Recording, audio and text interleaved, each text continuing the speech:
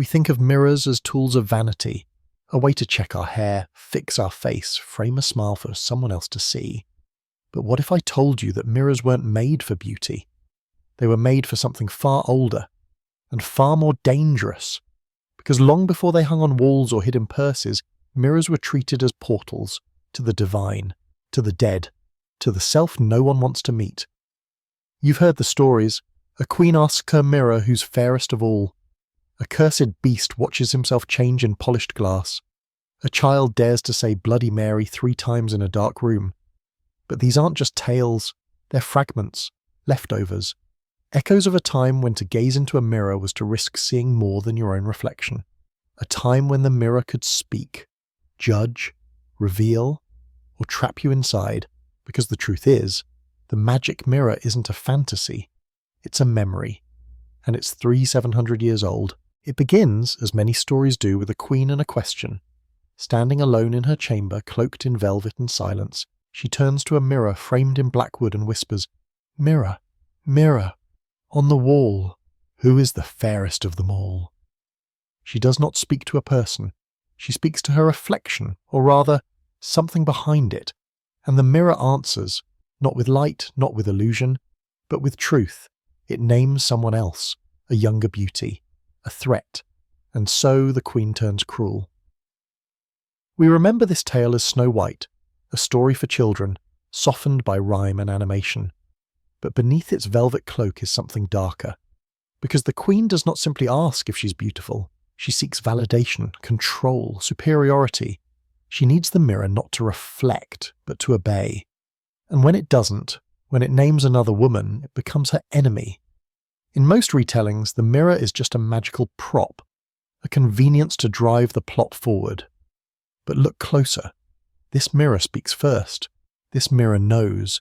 It tracks the girl's location. It passes judgment, and it never lies. So the question arises, what exactly is inside that glass? Because this isn't a mirror of silver and mercury. This is a voice, a presence, something watching. Snow White is not the only fairy tale to feature such a mirror. In Beauty and the Beast, the enchanted mirror shows faraway visions on command, people, places, truths that otherwise remain hidden. In the French version, written by Gabriel Suzanne de Villeneuve in 1740, the mirror is a gift from the Beast. He tells Beauty to use it whenever she wishes to see her family. But of course it also shows her him, the Beast, alone, dying, and the moment she sees this, something changes, because the mirror doesn't just show, it invokes. It doesn't just reflect the world, or it rewrites our relationship with it. In both tales, the mirror is not a decoration. It is a participant, an informer, a judge, and it speaks when no one else dares to. But this is where the story folds in on itself, because what kind of mirror speaks at all? What kind of object knows your thoughts, names your enemies, reveals your future? We've been told it's fantasy, a charming embellishment. But there's another possibility, that these mirrors didn't come from fairy tales. Fairy tales came from them, that once, long ago, we believed something lived behind the glass, and that belief left echoes in bedtime stories, in firelit chants, in the silence between the question and the answer. We still repeat the Queen's words, we still face the mirror alone, and we still wonder what might speak back if we ask the wrong question. The Queen's mirror is not alone. All across the world, in stories whispered under breath and etched into myth, mirrors have spoken before. In Persian legend, there is the Jammy Jam, a crystal cup or polished mirror said to reveal the truth of all things. It could show distant lands, secret plots, even the hearts of men. Kings would gaze into it not for vanity, but for rule, for prophecy, for war. In Japanese folklore, mirrors are sacred. They do not simply reflect, they contain. The most revered of all is the Yata no Kagami, a divine mirror housed in the imperial regalia. According to myth, it was used to lure the sun goddess Amaterasu out of a cave, not with words, but with her own reflection. It held such power that it became a symbol of the throne itself. Even today, the mirror is hidden from public view, too holy to be seen by mortal eyes. In West African tradition, the Obi mirror is used in divination rituals. The surface is blackened, not polished. Not to show the face, but to hide it, so that something else might appear. And in medieval Europe, mirrors began to show up in stories with increasing frequency, not as objects of beauty, but of danger. They were said to reveal true souls. A woman might see her lover's betrayal, a man might see the devil in his own eyes. Witches were accused of using mirrors to spy, to curse, to bind. And when they were burned, sometimes their mirrors were burned too, shattered first, just to be safe. There's a pattern here. Across centuries and continents, the mirror is never just glass. It's a boundary, a threshold, something that separates what is seen from what is hidden. And sometimes that veil thins, just enough to let something through. But here's the strange thing. No matter the culture, the mirror almost always does the same thing. It tells the truth. Not the convenient truth, not the one we want to hear, but the hidden one. It reveals the face beneath the mask, the rot beneath the crown, the desire behind the smile. And this is perhaps why we've come to fear it. Because a mirror doesn't care if you're ready. It reflects anyway. It speaks when no one else dares. It shows what others won't. It tells what no one asked to know. Is it any wonder we started calling that magic? But perhaps it's not magic. Perhaps it's memory, a trace of an ancient belief that the surface of a mirror is not neutral, that it remembers, that it watches, and that under the right light, or the wrong question, it might answer, and what it says might change everything. A mirror does not need to move to be a door. For thousands of years, people believed mirrors were not just objects, but passages, not for walking, but for watching or crossing. To gaze into a mirror was not simply to see, it was to risk being seen back. In ancient folklore, mirrors were used to communicate with the dead, not metaphorically, literally. In certain Chinese funerary customs, mirrors were placed near coffins to reflect evil spirits away. But others believed that the spirits could appear in the glass, if summoned correctly. The mirror became both a shield and a window, a silent gate between the living and the lost. In parts of Victorian England, it was once common practice to cover mirrors in black cloth when someone in the house died, not for respect, but for protection. People feared the soul of the departed might get trapped inside, or worse, that something else might come through. In Greek mythology, Narcissus didn't just fall in love with his reflection. He fell into it. He saw something so perfect, so enthralling that he forgot the world. He stared until he died, and his body turned to flowers. But the image, it remained, forever just out of reach. An illusion of connection, beautiful but deadly. And that's the paradox of the mirror. It feels close, intimate, safe, but it is also cold and empty and ancient. It gives us just enough to believe, but never enough to touch. In Hindu cosmology, the universe itself is described as Maya, an illusion, a reflection. What we see is not what is. It is a mirrored version of truth bent by desire, ego, and perception. The mirror, then, is not neutral, it is dangerous, because it presents a copy so perfect we forget it is not real. We look into it expecting clarity, but what we often find is distortion. And perhaps that is why mirrors have been used in rituals for not just centuries, but millennia. In ancient Rome, polished metal mirrors were used in catoptromancy, the art of divining the future through reflections. The surface was filled with water. Then a priest or seer would peer into it, searching for signs, visions, warnings. Sometimes they saw answers, sometimes they saw nothing, and sometimes they saw themselves, changed, distorted, dead. Because the mirror doesn't show you what is, it shows you what you most fear or what you've long ignored, or what waits behind the veil of your own thoughts. It is not a window, it is a threshold. And when you step too close, when you lean too far, sometimes it leans back. In ancient Egypt, mirrors were not decorations, they were symbols of the divine, not of beauty, but of power, and death, and rebirth.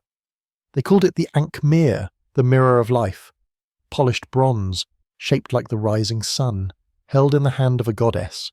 That goddess was Hathor, mistress of music, lady of joy, and guardian of the afterlife.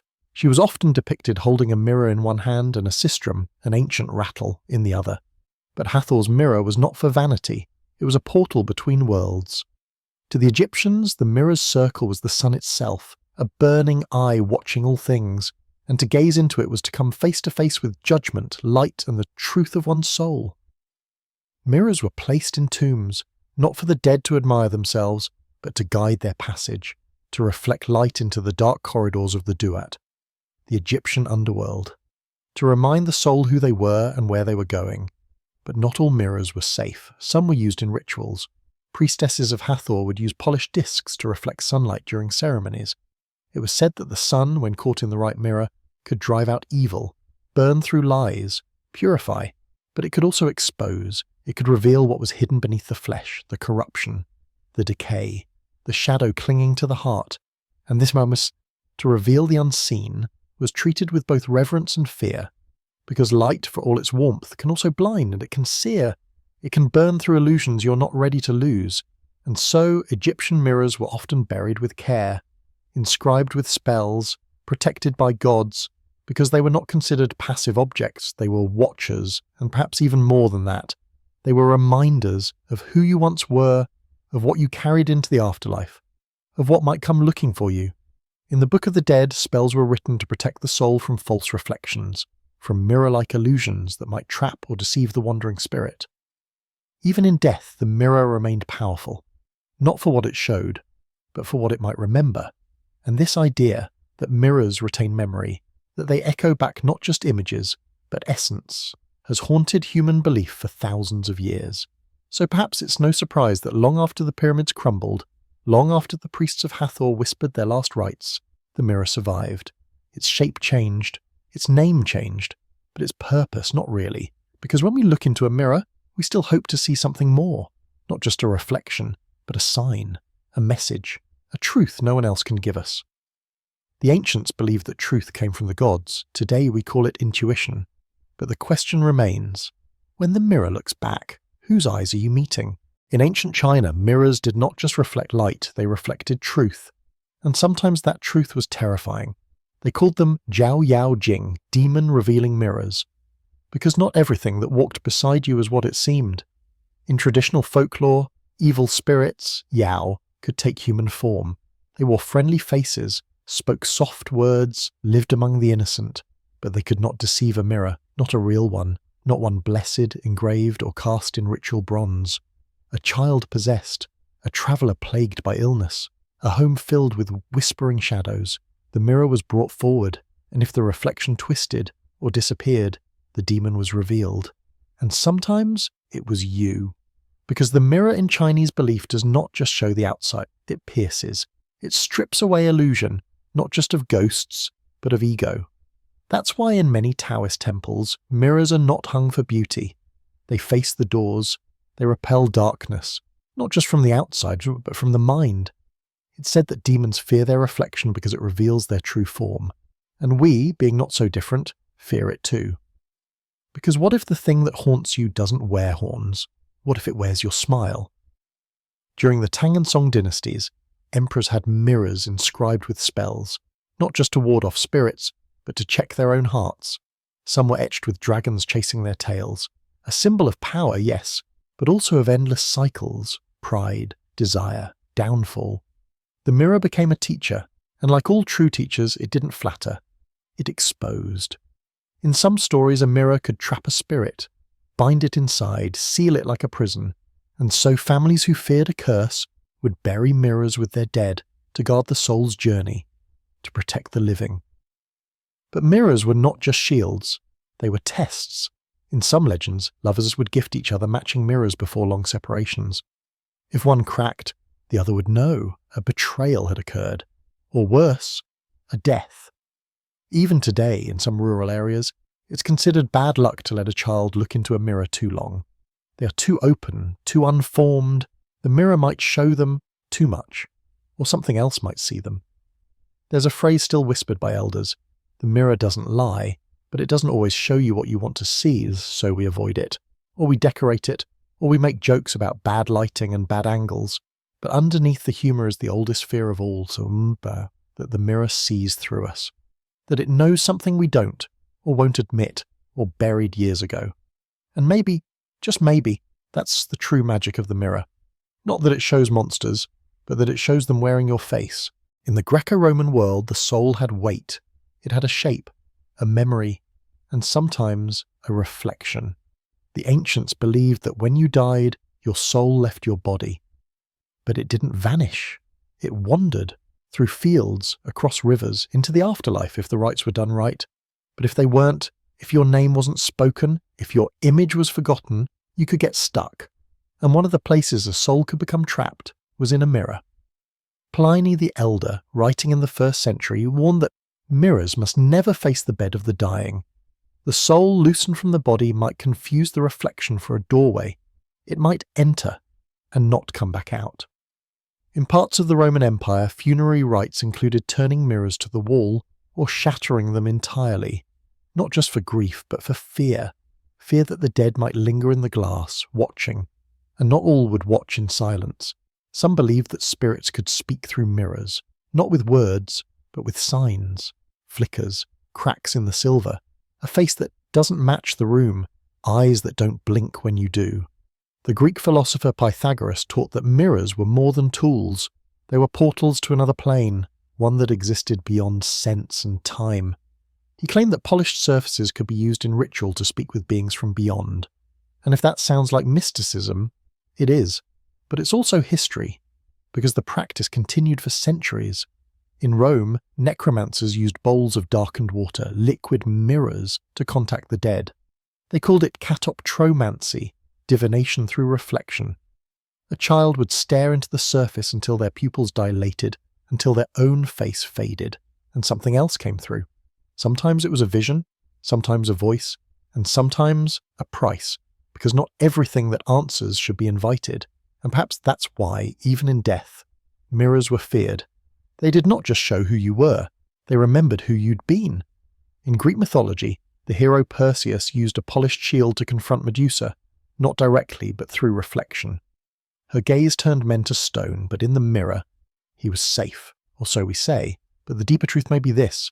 The reflection wasn't just a shield, it was a trap, a place to hold her forever, a cursed soul bound in image, powerless without a viewer. And maybe that's what mirrors really do. They bind. They freeze a moment, a face, a soul. They preserve it, but not always for your benefit. That's why in many Roman tombs, mirrors were buried face down, to prevent the dead from looking back, to stop them from remembering the living, to sever the tie. Because if a mirror is a door, it swings both ways, and if it's left open, even just a little, something might step through, or reach out, or wait. Not all mirrors were made for the living. Some were built for those who listened in silence, who answered only when called. Across centuries, in temples and in towers, mirrors were used not to reflect, but to summon. In medieval grimoires, there are diagrams for something called the magic mirror. Its shape, circular, its surface, black, its purpose to pierce the veil. These were not toys, they were instruments, carved with sigils, consecrated in smoke and salt, and guarded by silence. One of the most infamous belonged to John Dee, royal astrologer to Queen Elizabeth I. He called it his shoe stone, a dark obsidian mirror brought from Mexico, polished into a perfect circle. He and his partner, Edward Kelly, would sit before it in ritual. They claimed it allowed them to speak with angels, but what they summoned was never so clear. They documented their sessions, long conversations in a language no one else knew. Enochian, they called it, the language of heaven, or something pretending to be. In the smoky rooms where Dee gazed into the glass, voices would come, not from the mirror, but from within the man sitting across from him. Kelly, eyes wide, breathing still, mouth not moving, but words pouring out. Dee believed the mirror opened a gate, a space between spaces, a liminal place where beings older than memory could whisper truth. And sometimes truth hurts. Other mirrors were made not to summon, but to bind. In some strands of Jewish mysticism, mirrors were considered vessels of divine light, but also danger. The Testament of Solomon, a mysterious early text, tells of the king commanding demons to build his temple. But to do so, he had to know their names, he had to see them.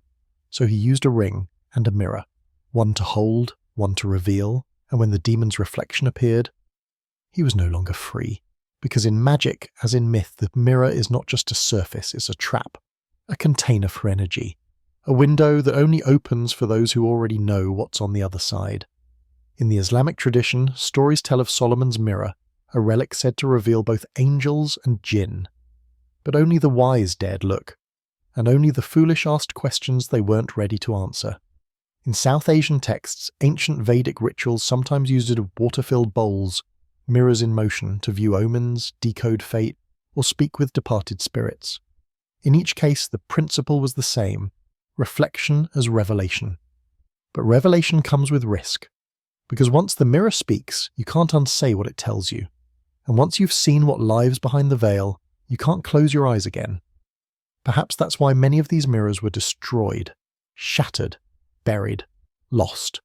Not because they stopped working, but because they worked too well, and those who used them either disappeared, or went mad, or lived the rest of their lives in trance.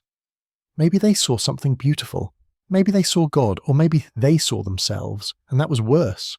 Stand in front of a mirror long enough and something strange begins to happen. At first, it's just you, the familiar face, the slight asymmetry you've learned to ignore. The eyes you know so well, or think you do. But after a while, something shifts. Your features begin to blur, your smile feels artificial, your eyes stop blinking with your thoughts. And in that moment, you realize you're not just looking at yourself, you're looking at something that looks like you. This effect has a name. Psychologists call it the strange face illusion. When you stare into a mirror in low light, your brain, searching for patterns, begins to project. It shows you what's inside, what you've buried, what you're afraid to admit. You might see your face morph. You might see a stranger. You might even see someone you've lost. Carl Jung believed that mirrors were windows into the shadow. The part of us we hide, not because it is evil, but because it is unacceptable. Our anger, our jealousy, our hunger, our grief, all the things we suppress in the daylight stare back at us in the mirror. And when they do, they don't always blink. Jung wrote of the mirror stage in human development, a phase when a child first recognizes themselves in a reflection. That moment creates the illusion of wholeness, of identity. But it's a trick, because what the child sees is not who they are, it's who they think they are. A copy, a mask, a self that is always slightly out of reach. In psychoanalysis, this is where the splitting begins. The self becomes two, the ideal and the real, and the gap between them. That's where suffering lives. We spend years, decades, chasing the version of ourselves in the mirror, perfecting it, filtering it, worshipping it, but it never speaks, not truly, unless we stop pretending, unless we sit in the quiet, unless we ask the mirror what it actually sees. And that is terrifying. Because the mirror, in its silence, does not lie. It doesn't care about titles or stories or excuses. It sees the scars, the shame, the things we thought we hid. It shows you everything and offers nothing in return, no comfort, no erasure, no forgiveness, just truth, cold and still, merciless. And yet, we keep looking. Because deep down, we're not trying to see ourselves. We're trying to find the part we've lost. The child, the lover, the hope, the soul that once looked out through these same eyes and believed the world would be kind. The mirror doesn't bring that part back, but it remembers, it holds the outline, the suggestion, the ghost. And sometimes, just sometimes, if the room is dark enough and the silence deep enough, you might glimpse it again. Not to reclaim it, but to grieve it, to acknowledge the fracture, to forgive the reflection, and to say, I see you, even if I can never touch you. By the time we meet the mirror in Snow White, it no longer speaks with the voice of gods. It no longer reveals spirits. It no longer guides the dead. It simply tells a woman she's not the fairest. And somehow we call this a children's story. But the tale didn't start this way. Earlier versions of Snow White are far darker. In one 16th century Italian variant, the queen is not the girl's stepmother, but her birth mother. The mirror doesn't just name a rival, it turns mother against daughter, blood against blood. In some tellings, the queen doesn't speak to a mirror at all.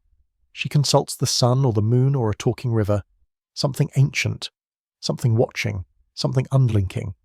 Over time, the divine became domestic, the sacred became ornamental, the ritual became routine, the magic mirror became a prop in a story for bedtime. Why? Because the real version was too much to bear. A mirror that judges, that speaks, that reveals your fate or your shadow or your secret hunger. A mirror that demands a price for what it shows, that's not something you give a child, so we softened it. We made it rhyme. We gave the queen a crown and made the mirror polite. But the echoes remain. In Beauty and the Beast, the enchanted mirror shows the beast his fate, alone, dying, unloved. In The Little Mermaid, mirrors line the palace of the Sea King, but none reflect her suffering. She sings, she bleeds, she vanishes into foam. These mirrors don't lie, but they don't save either. They only show, and in showing they condemn, because that's the cost of seeing the truth. You can't unsee it. You can't unknow it. And in that sense, the mirror becomes more than a symbol. It becomes a ritual, a retelling of something we used to do in temples, in tombs, in midnight silence. We used to summon with mirrors. We used to bargain. We used to ask dangerous questions and pray we could survive the answers. Fairy tales remember this, but just barely. They carry the bones, the shape, the script, but not the weight, because somewhere along the way we stopped believing in the power of reflection and started fearing it. So we turned mirrors into tools, accessories, cosmetic conveniences. But the old stories whisper, that's not what they were. They were doors, oracles, traps, and the beings who looked out from them were not always kind. So the next time a story says, mirror, mirror on the wall, listen carefully, because it may not be the queen who's asking, it may be the mirror, waiting for someone to answer back. We stand before the mirror every day, without ceremony, without fear. We glance, we fix our collar, we walk away, but the mirror stays. It watches, it remembers, and if it could speak, what would it say? Not about your hair, not about your flaws, but about the part of you you've stopped bringing to the glass. The child, the dreamer, the believer, the one who looked into mirrors not to assess, but to imagine. There was a time when we feared mirrors because they revealed too much. Now we fear them because they reveal too little. Only surface, only ciel, only eyes that no longer sparkle with possibility. And maybe that's why the old stories still haunt us. Because deep down we remember what the mirror used to be, not a tool, not a decoration, but a threshold, a bridge between the self we show and the self we bury, a crack between now and before, between the world we built and the truths we tried to forget.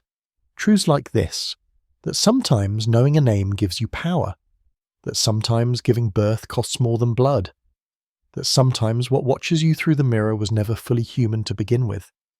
And what lingers in those stories what survives the softening, the simplification, the sparkle, is not the fantasy. It's the fear. The mirror is a memory of a time when we spoke with gods, when we summoned spirits, when we dared to see not what was expected, but what was real. As the narrator of this journey, I don't stand above these fears. I share them. I too have stood in the dark, watching my reflection shift, wondering if the version of me staring back was closer to the truth than the one walking away. And I've learned this. The mirror will never lie. But it also won't comfort. It will show you what you've become, what you've lost, what you still carry, whether or not you choose to see it. That's why the ancients buried mirrors with the dead. That's why kings asked them questions. That's why witches feared them, and why children still hesitate before saying Bloody Mary out loud. Because we all know, somewhere deep, that reflection is more than image. It's invitation. So the next time you stand before a mirror, don't just check your face. Ask yourself, what is the mirror remembering that I have tried so hard to forget? Because maybe, just maybe, it still holds the shape of who you were before the world taught you to be something else. And maybe it's still waiting for you to come back.